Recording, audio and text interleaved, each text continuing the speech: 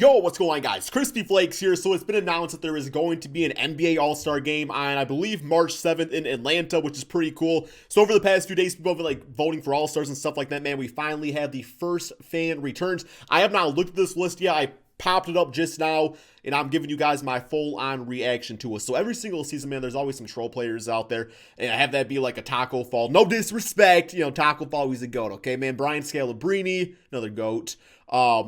I believe Zaza Pachulia was voted as a starter one year, and they made the Zaza rule. So, yeah, we're going to see if there's any trolls up in here, man. Let's start with the Western Conference, man. Western Conference. So, we got LeBron James. No surprises there. Nikola Jokic playing like an MVP. Kawhi Leonard, cool. Him and Paul George both been great for the Clippers. Anthony Davis, cool. Paul George, nice. Zion, Zion at 6. I understand why people want him in the All-Star game, especially, man, I had him as one of my All-Star reserves just because, like, Zion's so much fun to watch.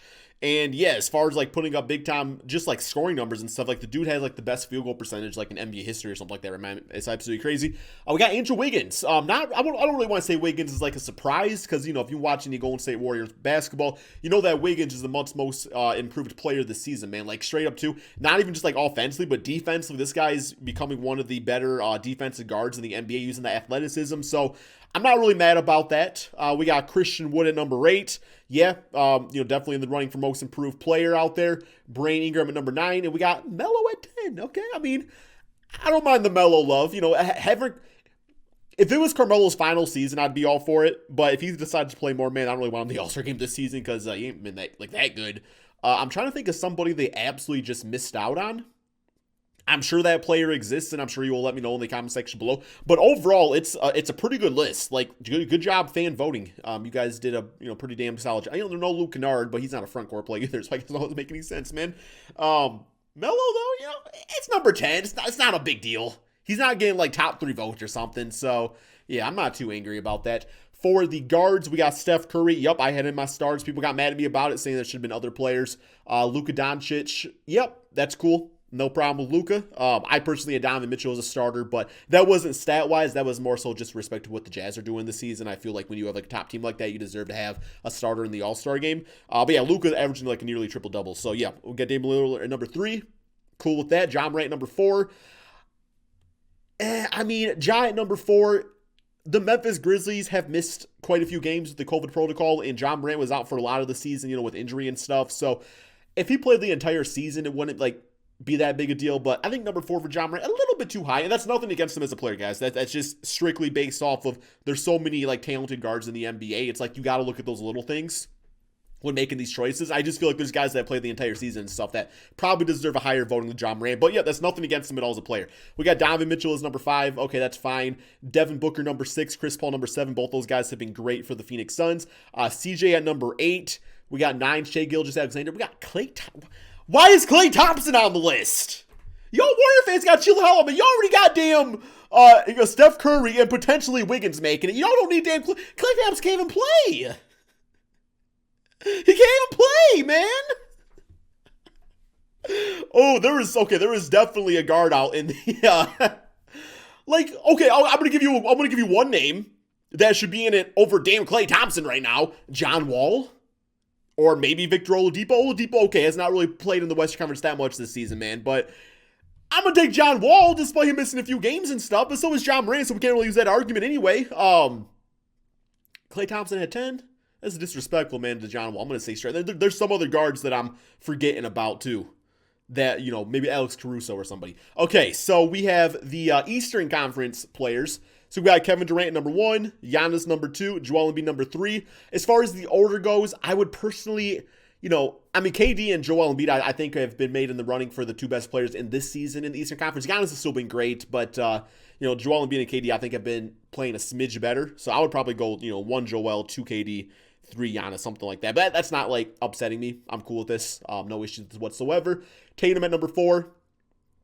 Jimmy Butler number 5, I don't really like. He's missed a lot of the season. And once again, it just comes down to, if you were playing, yes, I'm sure you would be in the top 5 for voting. So maybe that's something I shouldn't be looking at, man. Maybe I shouldn't be like, oh, this guy's injured, so therefore he should not be in it. But at the end of the day, man, it's once again, guys like Sabonis, Julius Randle, all the, Jeremy Grant. Those guys have been pretty much healthy the entire season, and even looking at Julius Randle or Jeremy Grant, those guys have both been extremely, extremely improved. But we got Bam at number 6. Yeah, he's been really good for the Miami Heat. Yes, they've not been winning a lot of games, but Bam's still putting up great numbers. Sabonis at number 7.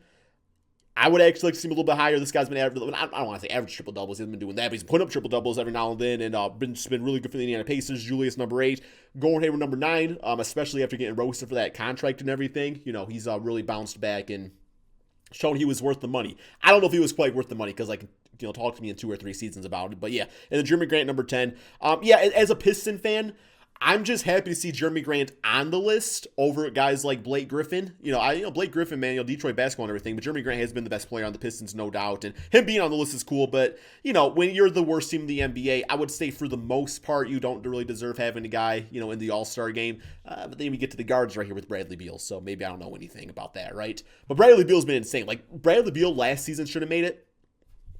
He got snubbed. But this season, yes, he's not winning games, but there's a difference between, getting snubbed by putting up really good numbers, which he did last season, and then there's a difference between getting snubbed by putting up just historically great numbers like he's doing this season, man. So, yeah, I feel like that's the difference, is that he's playing even crazier than he did last year. But he's number 1 as the guards. That is really cool to see, man. I actually am really happy for him. Very, very happy for him, man. I think I had him starting as my All-Star starters. We got Kyrie at number 2. Okay, so I have no issues with it. Me personally, a lot of people were upset because in my I did an entire video of my All-Star reserves and starters, and I will admit, man, I didn't think the Nets really deserved to have 3 guys in the All-Star team because there's a lot of good guards, so I kept Kyrie out of it, not because he's not an All-Star caliber player, doesn't play like a damn superstar even. It was more so coming back down to, once again, missing games and stuff like that, and I just felt like there's guys out there that have played the entire season that, they shouldn't be, penalized because a different guy that plays better didn't play as much. But once again, man, if Kyrie makes it, starts or anything, I won't be mad at all. He's a great player. Number 3, we do have James Harden. But the Nets in general have been playing really solid basketball, which you can't really blame. Look at the damn team. But James Harden, cool. Now, with this being said, though, it looks like because it's usually 2 guards and 3 frontcourt players. So, do you guys think Kyrie's been better than James Harden? Should Kyrie start over James Harden in the All-Star team? Number 4, we have Jalen Brown. Okay, so this is where I think it's a little disrespectful. See, I feel like Jalen Brown, right next to Bradley Beal, has been a top 2 guard in the Eastern Conference, and I think he definitely deserves the reward for that.